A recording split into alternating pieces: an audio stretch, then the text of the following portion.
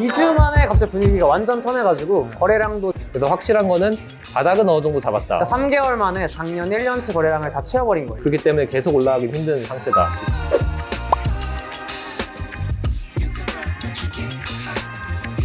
안녕하세요. 안녕하세요. 네, 부동산 이 시장이 네. 너무 하루가 다르게 아, 맞죠. 변하고 있는 것 같아요. 투자를 준비하고 계시는 분들은 되게 생각이 많을 것 같아요. 말씀하신 대로 뭐 둔촌주공도 미분양 난다고 했다가 네. 실제 팔사 까보니 다 완판 났고 한 2주 전만 해도 부동산 시장이 뭐 거의 끝이다, 뭐 더 떨어질 거다 이렇게 보시는 분들 많았는데 2주 만에 갑자기 분위기가 완전 턴해가지고 거래량도 증가를 많이 했고 사무실에 오신 분들 중에서도 집 팔았다, 뭐 수원 여기 영통에 집을 팔고 오신 분들도 계시고 아, 팔고 성남으로? 네네. 아, 그리고 제 친구들 중에도 지금 광명에 미분양 난 데를 철산 뭐 자이 어디가 있는데 거기를 청약하신 분도 있어요. 그냥 무슨 이로 이제 지금 시장 분위기가 좀 많이 바뀐 것 같다라고 저도 지금 느끼고 있습니다.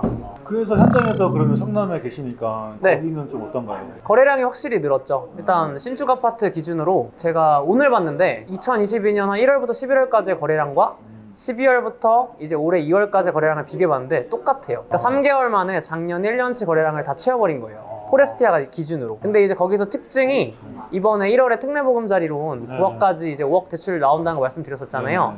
딱 9억 이하 주택들만 거래량이 그렇게 급증했어요.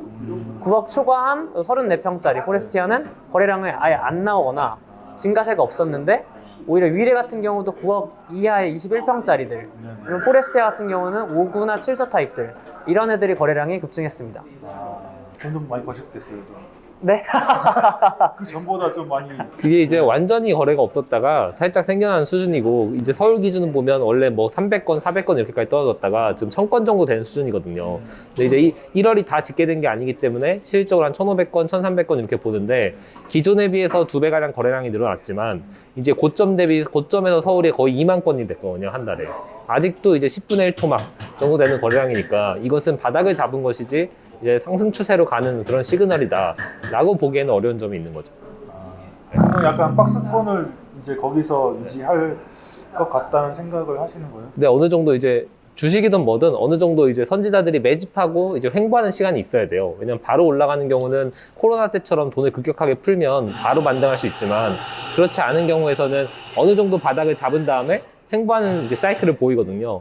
예전에 2008년도 리먼 사태 때도 봐도 음마 아파트 같은 거 기준으로 폭락했을 때 7억 원대까지 폭락했지만 거기서 거래된 거는 한 2건 정도이고 그 위는 대부분 8억 9억 선에서 3, 4년 이상 횡보를 했거든요. 그 횡보 이후에 이제 본격적인 다시 상승 에너지를 축적해서 올라가게 되니까, 여기서도 지금 사람들이 부동산이 어느 정도 비쌌다는 걸 알고 있잖아요. 그때 바로 위 토가를 긁으면서 사지는 않아요. 한번 하락을 맞으면 예전에 상승장일 때는 사람들이 계속 위에 있는 호가를 먹으면서 거래를 하면서 가격을 상승시켰는데, 지금은 내가 봤을 때 이게 한 40% 정도 떨어졌으면 가대 낙폭이다 생각해서 매수할 수 있지만, 그 가격을 다시 벗어나서 30%나 20%로 올라가 버리면 하락폭이 다시 사람들이 거래를 멈추는 현상이 발생하는 거죠.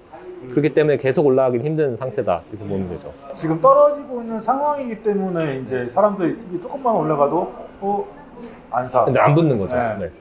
그런 심리가 이제 그게 돼버린 것 같아요. 그렇죠. 미리가거나 연끌 하시는 분들은 진짜 지금이다. 그걸 말씀드리려면은 이제 뭘 사느냐, 그리고 그 사람들의 이제 조건, 상황이 어떻게 되느냐가 이제 중요한데, 저희는 무조건 요즘 신축이 될 거 아니면 신축을 사라고 말씀드리거든요. 그래서 신축 중에서도 좀 과대 낙폭인 곳들, 그런 곳들은 보통 입주 물량이 많았던 지역이거든요. 그러니까 수원도 작년, 올해 계속 많고, 성남도 작년, 올해가 있는데, 그리고 지금 서울 쪽에서도 보면은 이제 강북 쪽에 뭐 동대문구나 뭐 장애 이런 데도 입주 물량 때문에 하락폭이 엄청 컸죠. 그래서 그런 것들은 저희는 뭐 영끌이니 뭐 매수니 이런 거는 나쁘지 않다 봅니다. 아니 그 다른 유튜버에서 보면은 30% 정도 더 떨어진다는 그런 얘기들을 하는 유튜버들이 있어요. 여기보다 더. 여기보다 더. 근데 안 떨어진다고 하는 그런 이유나 근거는 어디 있어요? 그러니까 이게 너무 쉬운 게, 역사상 사이클을 보면은 이 집값이란 거는 고정적인 게 아니라 화폐의 가치, 우리가 말하는 돈의 가치와 자산의 가치가 반비례 관계로 움직이는 거기 때문에, 이제 보통 우리나라가 만약 완전 망했다, IMF 정도로 망하면 한 60% 떨어져요. 그리고 이제 리먼 사태급 세계 경제가 망했다, 그럼 50% 정도 떨어지고, 지금 망한 상황은 아니잖아요. 리먼 사태 때 보면 실제 기업들이 무너졌고 삼성전자가 적자가 나오고 대부분의 기업들이 적자 전환을 했단 말이에요. 그런 상황에서 50% 떨어지고, 아닌 정도의 그냥 위기 같은 경우에는 뭐 카드 사태나 옛날에 2000년대 초반에 있었죠. 그런 거 한 40% 정도 떨어지는 게 원래 국룰이에요. 이제 일반적인 상태고 더 떨어진다고 볼 수 있어요. 여기서 30%더 떨어진다는 거는 우리나라가 IMF가 난다는 뜻이에요. 경제가 완전히 무너지고 삼성전자도 힘들어지고 우리가 아는 대기업들이 이제 생산을 중단하거나 고용을 취소해서 사람들이 자르고 대기업에서 큰 감원을 하거나 이런 상태가 터지면 30% 하락이 가능하죠, 여기서. 그래서 그렇게 판단하시는 분은 그렇게 판단하시면 되는데 중요한 거는 전혀 그런 일이 벌어지지 않고 지금처럼 자동차가 2년씩 대기를 하고 경제 위기라고 하는데 6% 증가했어요, 자동차 판매량이. 아, 근데 최근에 현대자동차 채용 뉴스도 나왔죠. 그렇죠. 그래서 사람이 없어서 채용을 해야 되고 현대차 주가가 지금 제가 그때 주식 바닥이라고 말한 다음부터 20%, 기아자동차가 30% 정도 올랐고 그리고 세계 경제 안 좋다고 하는데 조선업도 제가 말한 것처럼 대우조선이나 50% 올랐고 이제 한국조선이라도 30%가량 올랐단 말이에요. 세계 경제가 안 좋으면 자동차나 조선 이런 애들이 경기 민감주라서 타격을 받을 텐데 그런 일이 없이 지금 너무 많이 팔리고 너무 좋고 배값도 사상 최대, 자동차 값도 사상 최대. 그런 상태에서 과연 이제 일반적인 사람들이 생각하는 리먼 사태나 IMF 같은 사태가 터질 것이냐. 그리고 우리나라 심지어 금리도 오늘 동결했는데 그런 건 아니라는 거죠. 하고 좀 단기적으로만 말씀드리면은 시장 분위기적으로 집주인들이 좀 매물을 거두고 있어요, 요즘. 올해 1월에서 한 작년 12월까지만 해도 저희가 집주인분한테 저희 매수하겠습니다, 저 손님 있습니다 하면은 그때 가격 내고를 저희가 2천만 원까지 깎아본 적이 있었거든요, 최대. 근데 지금은 오히려 호가 깎아달라고 하면은 안 판다. 아, 좀 생각해보니까 좀 걷어야 될 것 같다 라고 하시는 분들이 훨씬 많아졌어요.